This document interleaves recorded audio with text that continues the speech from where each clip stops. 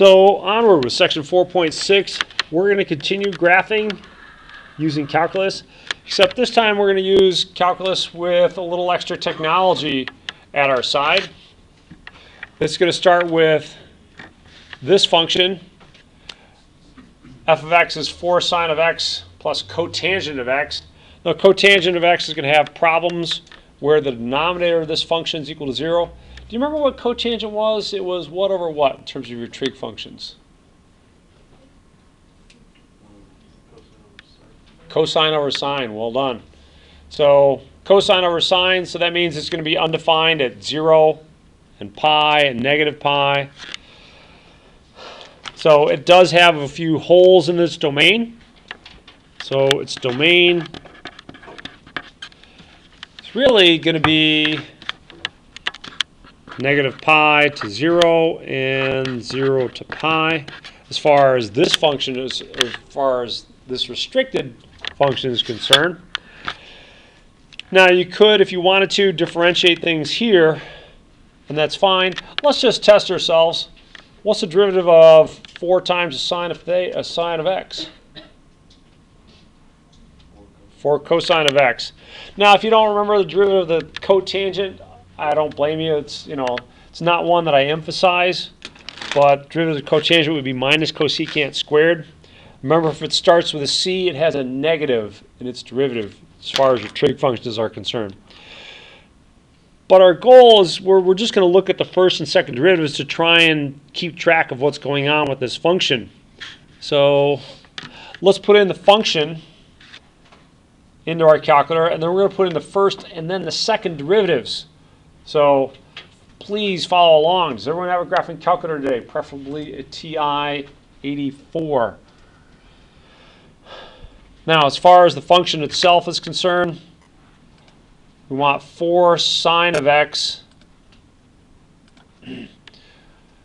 plus the cotangent. Now, when you're doing the cotangent, there's no cotangent button on your calculator. One of these days, they got to just put a cotangent there. I mean, it's not that hard. My fancy new one, there's a cotangent button. Is there a cotangent button? All right, well, that's cool. But as far as what we got to do now, well, we got to write it as cosine over sine, which is kind of annoying, but that's what we're stuck doing. So plus cosine of x divided by sine of x. So, okay. And if you want, we can take kind of a quick peek at its graph. One thing you got to make sure of when you're dealing with trigonometric functions is the mode of your calculator. Calculus is done in what kind of units? Degrees or radians? Radians. Calculus is done in radians, period. You'll end up with this annoying constant on everything if you're trying to work this in degrees. Now, as far as the graph of this is concerned, probably want to set our window from negative pi to pi. Negative pi. Now when I press the enter key, that nice little symbol is going to disappear and get replaced by the decimal number. That's kind of a bummer. I think they should fix that, but that's not up to me. Sometimes what I'll do for myself to try and make this a little bit more legible is put the scale here in units of pi. Say maybe pi over 2 or pi over 4. So I'll do second pi divided by 2. Okay, so then the tick marks that I'll see there are units of pi over 2. On the y-axis, well, right now I've got negative 5 to 5. Not sure what I expect here, so we'll just leave it at negative 5 to 5 for the moment and see how that works. We can change it up if we need to. So let's hit the graph key. Not too bad. I think I might want it a little taller. We'll see a little bit more, so I want to see it a little higher on the y-axis and a little lower on the y-axis. Let's go negative 7 to 7. It doesn't have to be symmetric. I'm just keeping it symmetric just to be easy. There we go. So let's clear that out. Clear out all my other scribbles. And that's great. So there's your graph. But there's a lot of things I could ask you about this graph. Like where is it concave up? Where is it concave down? Where is it increasing and decreasing? Things that are kind of hard to see. So to answer those questions, we need the first and second derivatives. Now, The goal here is not necessarily to calculate these and then plot the derivatives and solve the derivatives. We're going to get our calculators to work with the derivatives. So go down to y2, and I want to calculate the derivative of this function in y1. So let's hit the math key. Option number 8 is the numerical derivative. So choose that, and it's asking you, well, what do you want to differentiate? Well, differentiate, first of all, with respect to x, and then you can do one of two things. You can either type in this long function, which doesn't seem all that fun, or what else could you do? Well, you could type in y1. To get to y1, you want to hit the vars key, and then go to the right once to get y vars. You press enter here, and then enter again. It says, oh, you want to take the derivative of whatever's in y1. Absolutely. And now there's one last thing we want to do. We don't want the derivative at just any point. We want the derivative at x. So that's what you should have in y2. So that's the derivative of y1. Looking good there. Now, I'm also going to need the second derivative. How am I going to get the second derivative? Well, the second derivative is the derivative of the first derivative. So we're going to do this again, except in place of y1, what do you think I can put y2. So let's do this all over again. Math, 8, derivative with respect to x. This time y2. So go to the vars key, y vars, function, and then 2. And bam. All right. Looking good. Now I showed you a trick in the last section that we're going to use again in this section, and that is, at least initially, I don't want to look at the graph of the function, its first derivative and second derivative all at the same time. I just want to look at the graph of the first derivative. So go up to the top, press enter on this equal sign, and shut that graph off. When you move away, it shouldn't be highlighted anymore. I want to do likewise down in y3. Toggle these graphs both off. So now all we're going to see when we graph this is just the graph of the first derivative. Let me pause. I get some thumbs up. We're all keeping up here? Thank you. Nashi? All right.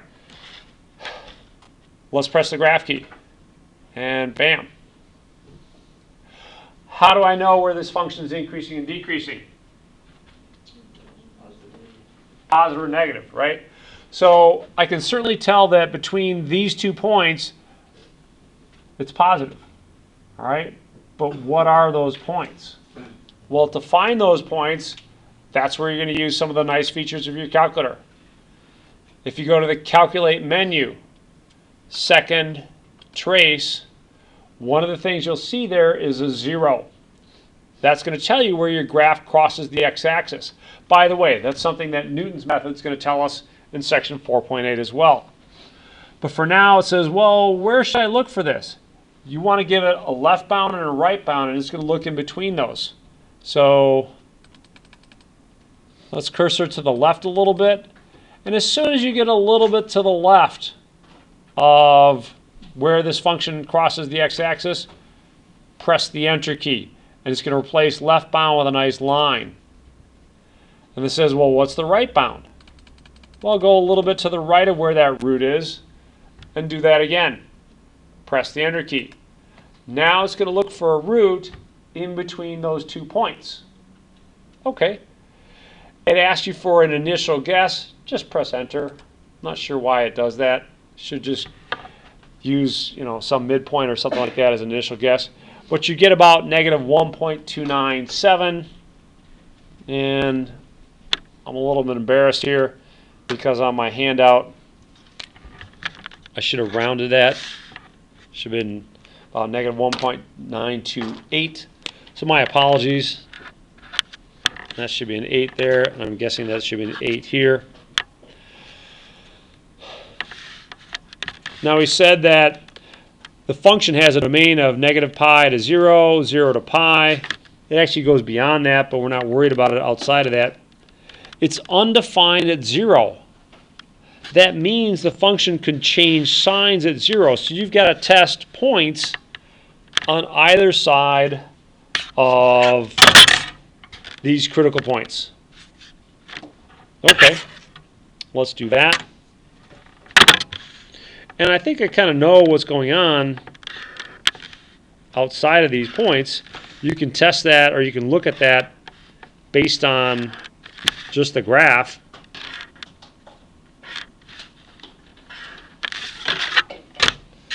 So what was happening to the left of negative 1.298? Well, let's look at the graph. To the left of there, is the graph positive or negative? The first derivative here. Negative. So it goes negative, positive, negative, and then negative, positive, negative, right? So let's see here. It was negative, and then positive, and then negative, and then positive,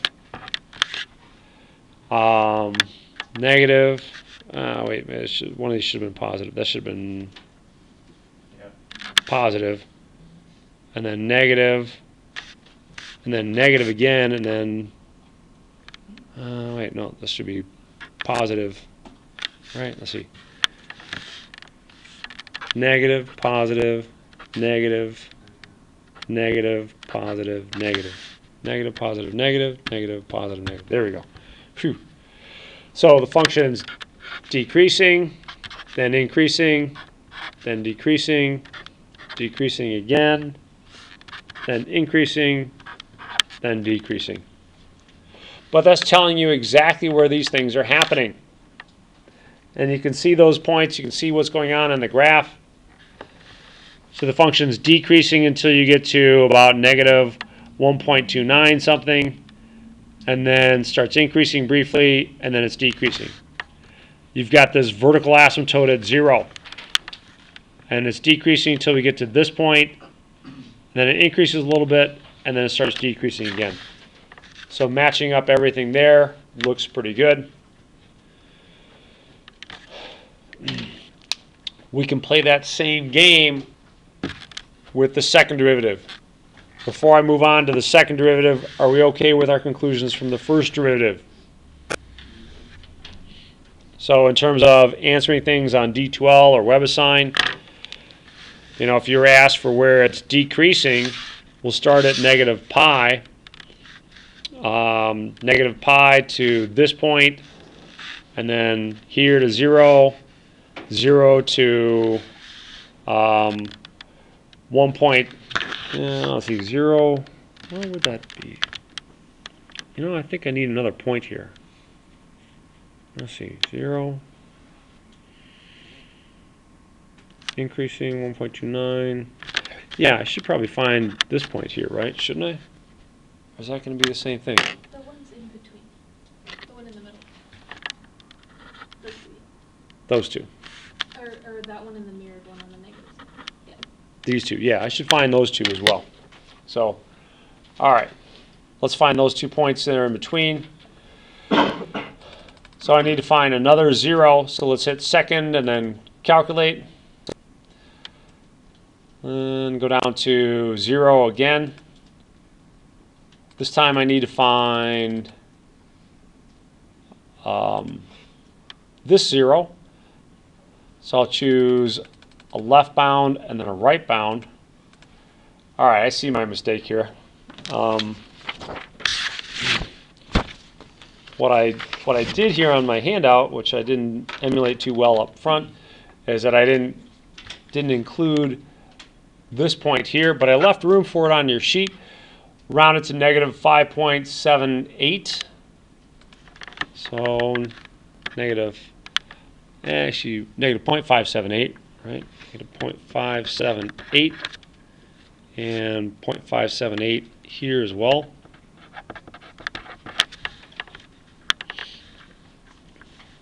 All right, so there's some more up and downs that's going on here.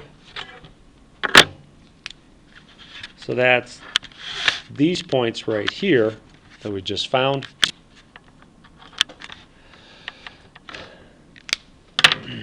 So let's keep track of all these things. Function has a derivative that's negative, positive, negative, negative, positive, negative. And we've got all those points. Negative, positive, negative, negative. Then it has to be positive, negative, and then let's see. Positive, negative. Why am I getting so confused here? We can just do this with a table if we needed to, which I might be going to because I keep on getting myself twisted around here. Negative, positive.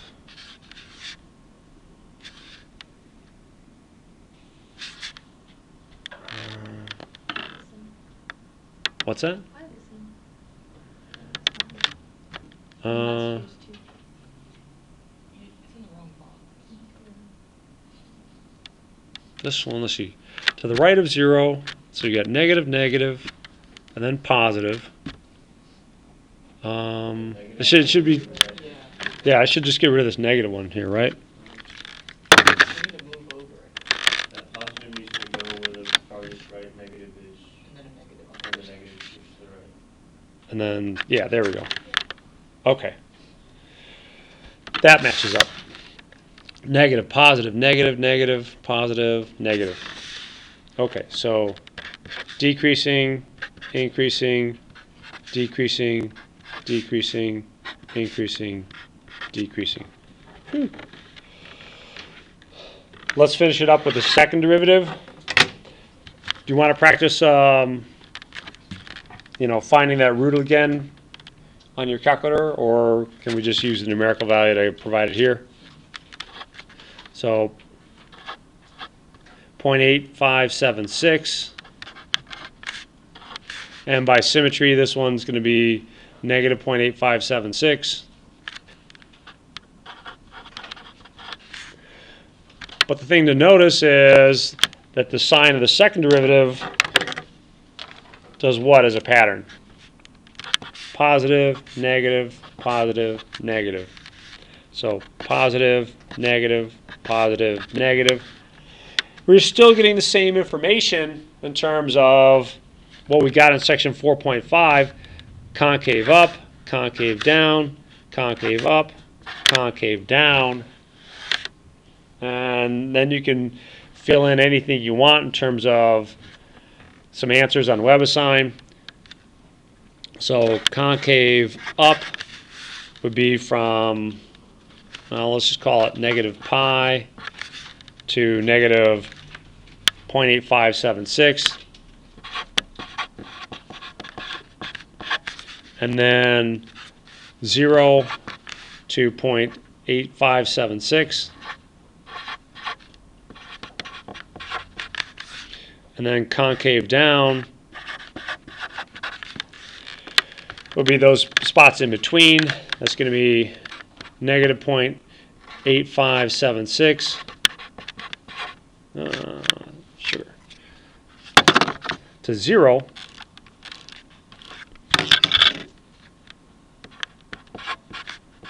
And 0.8576 to pi. And you can do likewise with where it's increasing and decreasing. It just becomes more of a pain to do that. Not much we can do there. But now you've got all the particular details about this graph, and you can use that to, sketch something, or at least discuss where it's concave up, concave down, where you're getting an inflection point. By the way, where would be the inflection point on this graph?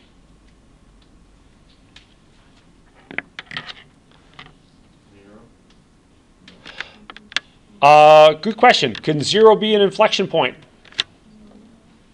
No, because the domain doesn't include 0. This is not defined at 0, so it can't be an inflection point. But where else is an inflection point? Inflection point is what happens at an inflection point? Concavity changes? Concavity changes. And where is it changing? Yeah, it's changing at these 2 points. So both of these are inflection points. You can see the change in concavity. It's tough to see on the graph. It's like, well, where exactly that changes. But now that we've got this here, let's actually find that point on the graph. If you actually had to find that point on the graph, let's go back to the actual graph itself. So hit the y equals key, and let's actually turn on the graph. So press the enter key here, and then the enter key here. That's going to shut off the graph of the first derivative. Second derivative was shut off anyways. Now we're just going to graph the function. So when you make those changes, just hit the graph key. And you want to know, it's like, all right, well, where is that inflection point? So one last little trick here for you. Hit the trace key. You can type in the value of x that you want. And excuse me, in this case, it's negative 0.8576. When you start typing in that number, it'll open up a little window down at the bottom for you to finish typing in your number. When you've got that, press enter, and it'll put that point right on the graph. So there's your inflection point. That's exactly where it changes. And notice the convenience here. It also gave you the y value too, right? So you got the x and y values now. So it saves you from playing around with the table function or elsewise. Whew. All right, lots to do on that one. It does get better for the next one though. Before I move on to the next one, for example B, comments or thoughts on that one from example A? Now, good for you that we plugged in the derivative this way rather than plugging in the actual function, because that's going to make our life in example B a lot easier.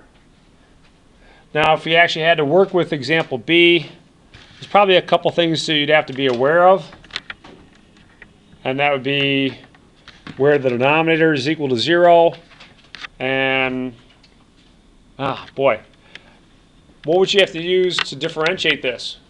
What rule? Quotient rule.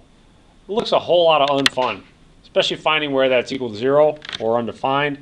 So, But the good news for us is the way we put this into our calculator. All we have to change is y1. You don't have to change y2 or y3. You're still going to be differentiating the first function. So let's put that in a little bit of a fancy way. Hit the alpha key, then the y equals key. That first function there, that first choice allows you to draw a straight up fraction. I want the square root of x over x squared plus 3x plus 8.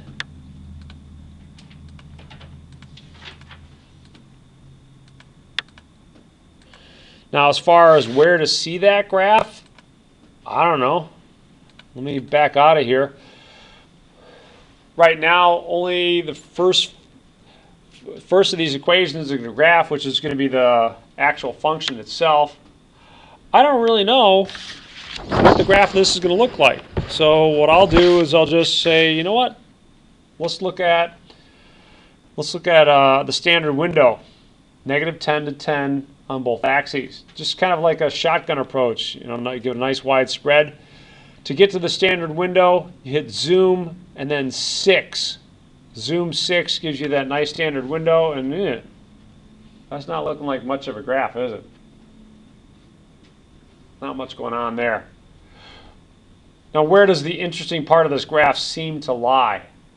The right side. Yeah, on the right side near the x-axis. So, fortunately for you, I know more than one trick on the graphing calculator.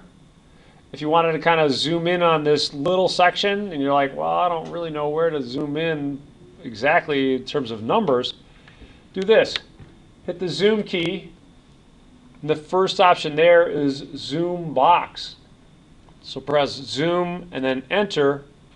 This can put a little cursor right in the middle of your graph. What you want to do is move a little up and away from the origin. And when you press the enter key and scroll down, it's going to start to form a window. So I'll go a little bit farther than I need to. But you can see it start to form that window. And then go to the right. And wherever you go, whatever box you end up drawing, and I don't need to go that far down, whatever box you end up drawing, when you press the enter key for the second time, it's going to give you a new window with those coordinates for xmin and xmax, ymin and ymax. So let's press the enter key and see if we get a better looking graph. That looks better. Looks a lot better.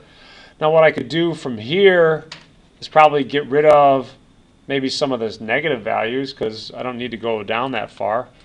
Maybe go down to negative 0.1. And that should be a better looking graph still. It's a really flat graph, isn't it? I mean, this just doesn't get very high at all.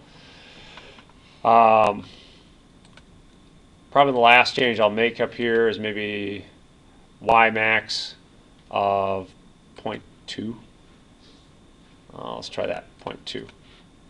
Now let me walk around. If you had some problems, adjusting your window, let me help you. I want you to have some skills. That's what we're spending our time on in this section, is getting some skills with the graphing calculator. Okay, so what you could do is you can make y minimum bigger, because this is wasted space, and y maximum smaller, because that's wasted space.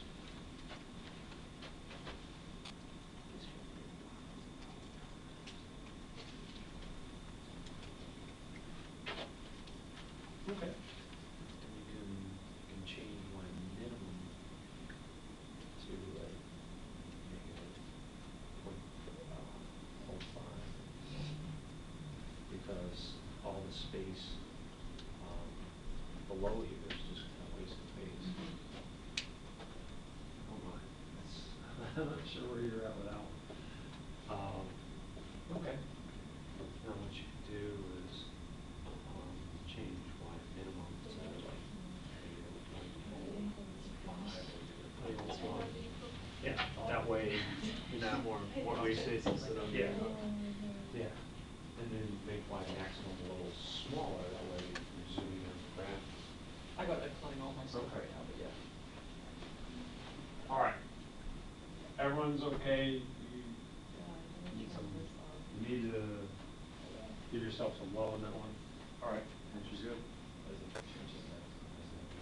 So what I'm going to do on this one, first of all, I want my window to include x equals 0. But then my maximum, let's make it like 0.2 or something like that. My minimum, you don't need to go down that far.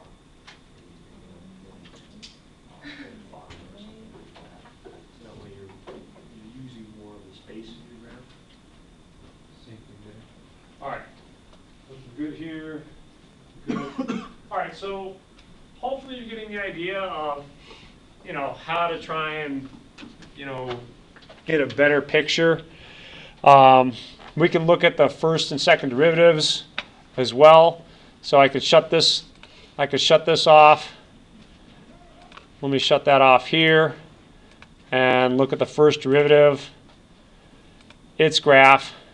And what we see is kind of what we expect. The function is increasing until it gets to this point, and then it starts decreasing. Yes, sir. I get an error when I do the derivative on it. Let's see. Go to y1 x equals x. I mean, it looks good.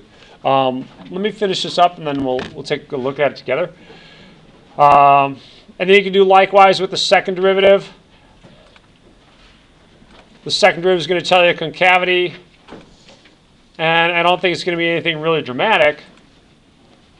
So I guess the tough part you're going to have to decide is, does that second derivative get above the x-axis or not? it looks really, really close. So you're probably gonna have to zoom in very, very closely on the y-axis, maybe negative 0.01 to 0.02, something like that. And oh wow, look at that. You can see that it does actually pop above the x-axis. So might have to be a little bit careful on that one. All right, that's all we have time for today. We'll do some more next time. Have a good one and see ya.